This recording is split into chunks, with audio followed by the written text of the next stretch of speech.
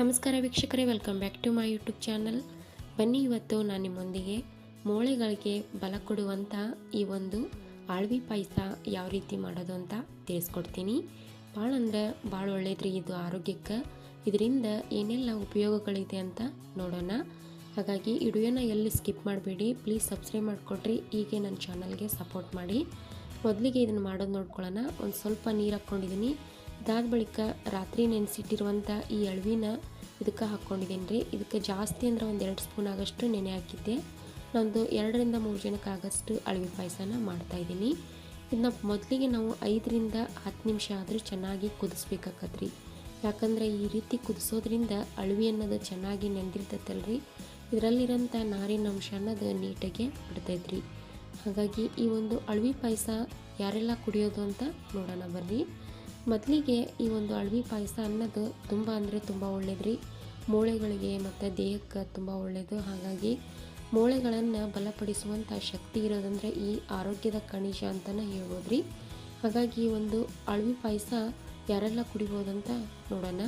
ನೋಡಿರಿ, ಇವಾಗ ಈ ಒಂದು ಅಳವಿ ಕುದಿಯೋಕೆ ಹಾಕಿದ್ನಲ್ಲ, ಇದಕ್ಕೆ ಒಂದು ಸ್ವಲ್ಪ ಬಾದಾಮ್ ಗುಂದನ್ನ ಹಾಕ್ಕೊತೀನಿ. ಯಾಕಂದರೆ ಇದಕ್ಕೆ ಬಾದಾಮ್ ಗುಂದು ಅಂತಾರೆ ಮತ್ತು ಜಾಲಿ ಎಂಟು ಅಂತ ಅಂತಾರೆ ರೀ ಕನ್ನಡದಲ್ಲಿ ಹೇಳ್ಬೇಕಂದ್ರೆ. ಜಾಲಿ ಎಂಟನ ಅಂತಲೇ ಕರೀತಾರೆ. ಈ ಒಂದು ಬಾದಾಮ್ ಗುಂದನ್ನು ರಾತ್ರಿನ ನೆನೆ ಹಾಕಿದ್ದೇನೆ ರೀ. ಇದನ್ನು ಕೂಡ ಬಾದಾಮ್ ಗುಂದು ತೊಗೊಳೋದ್ರಿಂದ ಯಾರಿಗೆಲ್ಲ ಹೀಟು ಜಾಸ್ತಿ ಆಗ್ತಾ ಇರುತ್ತೆ, ಆಗಾಗ ಉಷ್ಣಾಂಶದಿಂದ ಕೂಡಿರುತ್ತಲ್ಲ ಬಾಡಿ, ಅಂಥವ್ರಿಗೆ ಒಳ್ಳೇದ್ರಿ. ಮತ್ತು ವೆಯ್ಟ್ ಲಾಸ್ ಮಾಡೋರಿಗೂ ಈ ಒಂದು ಬಾದಾಮ್ ಗುಂದು ತುಂಬ ಒಳ್ಳೆಯದು. ಹಾಗಾಗಿ ಇವತ್ತು ಬಾದಾಮ್ ಗುಂದು ಮತ್ತು ಅಳವಿಯನ್ನು ಸೇರಿಸಿ ಈ ಒಂದು ಪಾಯಸನ ಮಾಡ್ತಾಯಿದ್ದೀನಿ. ಮತ್ತು ಈ ಒಂದು ಪಾಯಸ ಯಾರೆಲ್ಲ ಸೇವನೆ ಮಾಡಬೇಕು ಅಂತಂದ್ರೆ, ಮತ್ತು ಡಿಲಿವರಿ ಆಗಿರುತ್ತಲ್ಲ, ಡಿಲಿವರಿ ಆದಂಥ ಹೆಣ್ಮಕ್ಳಿಗೆ ಈ ಒಂದು ಪಾಯಸನ ಕೊಡ್ತಾರೆ. ಅಷ್ಟೇ ಅಲ್ಲದ ಮೊದಲೇ ಋತುಮತಿ ಆಗಿರುತ್ತಲ್ಲ ಹೆಣ್ಮಗುವಿಗೆ ಋತುಮತಿ ಆದಾಗ ಈ ಒಂದು ಅಳವೆಯಿಂದ ಪಾಯಸ ಮಾಡ್ತಾರೆ. ಇದರಿಂದ ಅಂಟಿನುಂಡಿ ಮಾಡಿಕೊಡ್ತಾರೆ. ಯಾಕಂದ್ರೆ ಸೊಂಟಕ್ಕೆ, ದೇಹಕ್ಕೆ, ಮೂಳೆಗಳಿಗೆ ಬಲ ಕೊಡುವಂಥ ಇದರಲ್ಲಿ ಶಕ್ತಿ ಇರುತ್ತೆ, ನಾರಿನಂಶ ಅನ್ನೋದು ಇರುತ್ತೆ ಸ್ನೇಹಿತರೆ.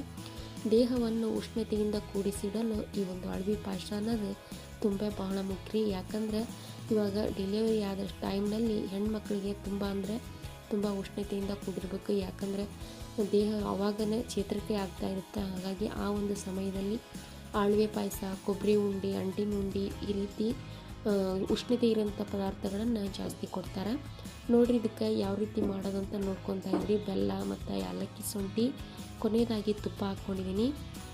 ಇದನ್ನ ಇದೇ ರೀತಿ ಮಿಕ್ಸ್ ಮಾಡ್ತಾ ಇರಬೇಕು. ಯಾಕಂದರೆ ಇದಕ್ಕೆ ನಾವು ಅಂಟು ಹಾಕಿರ್ತೀವಲ್ಲ, ಅಂಟು ಹಾಕಿರೋದ್ರಿಂದ ಗಂಟು ಹಾಕ್ಬಿಡ್ತೀವಿ. ಅದು ಹಾಗಾಗಿ ನೀಟಾಗಿ ಈ ರೀತಿ ಮಧ್ಯೆ ಮಧ್ಯೆ ಕೈ ಆಡಿಸ್ತಾ ಇರಬೇಕಾಗುತ್ತೆ ರೀ. ಇಲ್ಲಾಂದರೆ ಅಂಟು ಹಾಕಿದ್ರಿಂದ ಒಳಗಡೆ ಅದು ಗಂಟು ಆಗಿಬಿಡ್ತೈತೆಲ್ಲ, ನೀಟಾಗಿ ನಮ್ಗೆ ಅಳವಿ ಪಾಯಸ ಅನ್ನೋದು ಬರೋದಿಲ್ಲ. ಹಾಗಾಗಿ ಈ ರೀತಿ ಮಧ್ಯೆ ಮಧ್ಯೆ ಕೈ ಆಡಿಸ್ತಾ ಇರಬೇಕು ಸ್ನೇಹಿತರೆ. ನೋಡ್ತಿದ್ರಲ್ಲ ಯಾವ ರೀತಿ ಬರ್ತಾಯಿದೆ ಅನ್ನೋದು. ಇದಕ್ಕೆ ನೀವು ಬೇಕಂದ್ರೆ ಇದನ್ನ ಸ್ಟವ್ ಆಫ್ ಮಾಡಿ ಇದಕ್ಕೆ ಹಾಲು ಸೇರಿಸ್ಕೊಂಡು ಕುಡಿಬೋದು. ನಾನು ಇಲ್ಲಿ ಹಾಲು ಸೇರಿಸ್ತಾ ಇಲ್ಲ. ಬೇಕಂದರೆ ಇದಕ್ಕೆ ಹಾಲು ಸೇರಿಸಿನೂ ಪಾಯಸ ಮಾಡ್ತಾರೆ, ಆದರೆ ನಾನು ಇದಕ್ಕೆ ಹಾಲು ಅದೇನು ಸೇರಿಸಿಲ್ಲ. ಬರೀ ತುಪ್ಪ, ಬೆಲ್ಲ, ಏಲಕ್ಕಿ, ಶುಂಠಿ ಹಾಕಿ ಯಾವ ರೀತಿ ಉತ್ತರ ಕರ್ನಾಟಕದ ಕಡೆ ಕೊಡ್ತಾರೆ ಆ ರೀತಿ ನಾನು ಕಾಮನ್ನಾಗಿ ಪ್ಲೇನಾಗಿ ಮಾಡಿದ್ದೀನಿ ಸ್ನೇಹಿತರೆ. ಹಾಗಾಗಿ ನೀವು ಕೂಡ ಈ ಒಂದು ರೆಸಿಪಿನ ಮಕ್ಕಳಿಗೆ, ದೊಡ್ಡವ್ರಿಗೆ ಮತ್ತು ಯಾರಿಗೆಲ್ಲ ಮೂಳೆಗಳ ಪ್ರಾಬ್ಲಮ್ ಇರುತ್ತಲ್ಲ, ಮೂಳೆಗಳ ನೋವು ಬರುತ್ತಿರುತ್ತೆ ಆಗಾಗ, ಅಂಥವ್ರಿಗೆ ಮಾಡಿಕೊಡ್ರಿ. ತುಂಬ ಒಳ್ಳೇದ್ರಿ. ಈ ಒಂದು ರೆಸಿಪಿ ತುಂಬ ಸರಳವಾಗಿ ಐತಿ ಮತ್ತು ಆರೋಗ್ಯ ಅಷ್ಟು ಉಪಯೋಗ ಐತಿ. ಇದರಿಂದ ಖಂಡಿತ ನೀವು ಕೂಡ ಈ ಒಂದು ರೆಸಿಪಿ ಮಾಡಿಕೊಟ್ಟು ಮಕ್ಕಳಿಗೆ, ದೊಡ್ಡವರಿಗೆ ಮಾಡಿಕೊಡ್ರಿ. ತುಂಬ ಇಷ್ಟಪಡ್ತಾರೆ. ಸ್ವೀಟ್ ತಿನ್ನೋರಿಗಂತೂ ತುಂಬ ಚೆನ್ನಾಗಿರುತ್ತೆ ಪಾಯಸನ, ಮತ್ತು ಪಾಯಸ ಕುಡ್ದಂಗೆ ಆಗುತ್ತೆ ರೀ, ಅಷ್ಟು ಚೆನ್ನಾಗಿರ್ತೈತಿ. ಖಂಡಿತ ನೀವು ಕೂಡ ಈ ಒಂದು ರೆಸಿಪಿನ ಟ್ರೈ ಮಾಡಿ ಹೇಗಿತ್ತು ಅಂತ ನಂಗೆ ಕಮೆಂಟ್ ಮಾಡಿ. ಮತ್ತೆ ಸಿಗೋಣ ಹೊಸ ರೆಸಿಪಿ, ಹೊಸ ಮಾಹಿತಿಯೊಂದಿಗೆ. ಈ ರೆಸಿಪಿ ಇಷ್ಟ ಆದರೆ ನಿಮ್ಮ ಕುಟುಂಬದವ್ರಿಗೂ, ನಿಮ್ಮ ಸ್ನೇಹಿತರಿಗೂ ಕೂಡ ಶೇರ್ ಮಾಡಿ. ಧನ್ಯವಾದಗಳು ಸ್ನೇಹಿತರೆ. ಶುಭೋದಯ.